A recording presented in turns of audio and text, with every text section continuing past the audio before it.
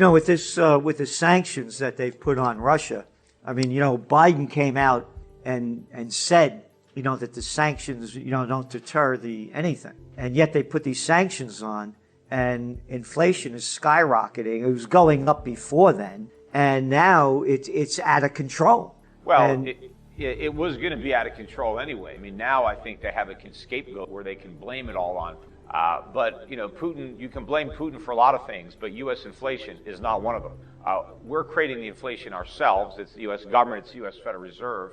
And, I don't condone what is doing, but I do think the sanctions are going to backfire, which is usually the case with whatever government does. I don't think they're going to achieve their desired objective, but I think they are going to ultimately weaken the U.S. economy even further and ultimately put into jeopardy the dollar's role as the reserve currency even sooner than what otherwise would have been the case. I mean, I think the dollar was on its way out as the global reserve currency, but we just gave it a bit of a push, and maybe the rest of the world will give up on the dollar sooner rather than later.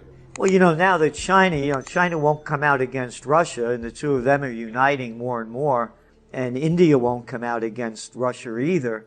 And when you're looking at China, one of my sayings is that the 20th century was the American century, and the 21st century is going to be the Chinese century, because the business of America has been war, and the business of China is business. And they refuse to take a negative stance against Russia. So do you see, the yuan going much higher? Because right now it accounts for very little in global trade. 1.4 billion in each, and then you throw Russia in there. Yeah. And then you put together all of, the United States and European countries, and you could throw in Canada there. What do you have? About 800 million. So the numbers, they don't add up. As I said, these days are over. I agree with you. Well, our political freedom, I mean, it's already, shot. I'm the governor. I'm the mayor. I'm whoever. I'll tell you what to do. Look at this arrogant guy we got over here playing mayor in New York. He's putting masks on kindergarten kids and preschool kids when they don't get this thing, And again, I put out a magazine, only put the facts down of who's getting COVID, why, and when, So, I mean, we've lost our freedom already. You're not allowed to speak out against anything. You're blacklisted, blackballed, and on and on. And as you said, it's unfortunate about China, but it used that word or words to that extent. And that's exactly the way I feel. Again, you used to make fun of the Chinese for wearing these masks, Oh, the Chinese locked down a city? Yeah, my God. Who would ever do anything like that? They made all those masks, too. They make them all in China. So when we start wearing them, we have to import them. Yep, like everything else. Here, and you read the box, by the way. These masks do not eliminate exposure to the risk of any disease or infection. Well, especially when a lot of people wear them, dangling below their nose. I mean, it's so ridiculous. A lot of people don't actually wear them as a chin strap. They put the mask on, but it's not even over their face or their nose. It just dangles beneath their chin.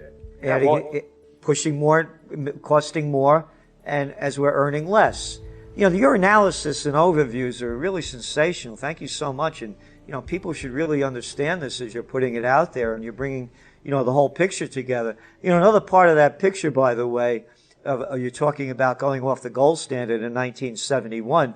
What was going on back then and what preceded it for several years? Oh, a thing called the Vietnam War?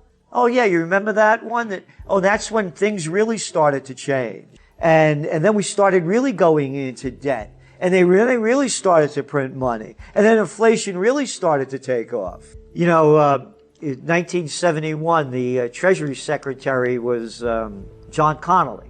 That's the guy that also took the bullet in the back sitting in front of JFK as a Democrat.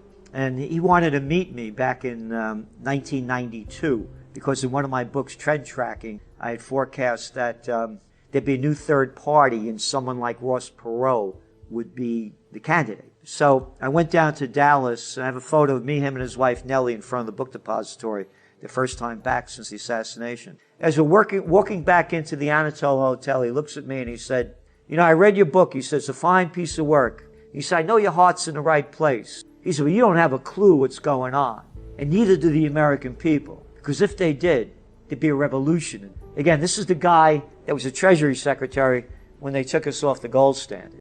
Before we continue, help us clicking that YouTube like button and subscribe now to our channel.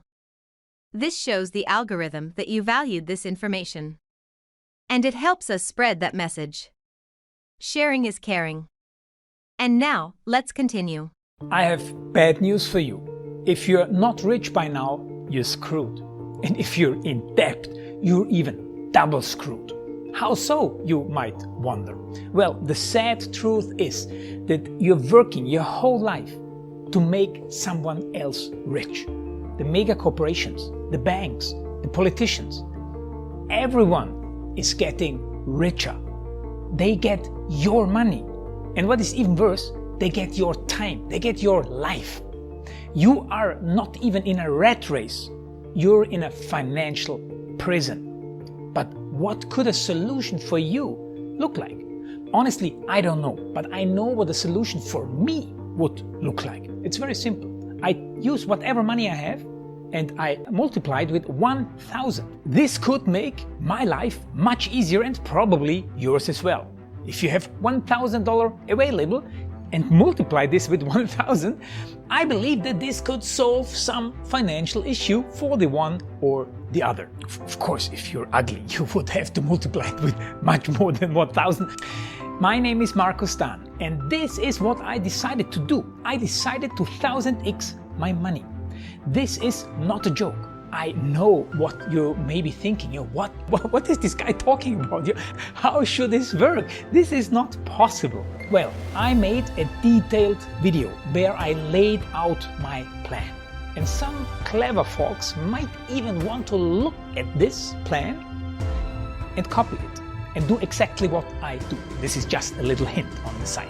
You have two options. You leave, you forget what you have seen. You do whatever you're doing and you hope that somehow you get some other results. Good luck with that.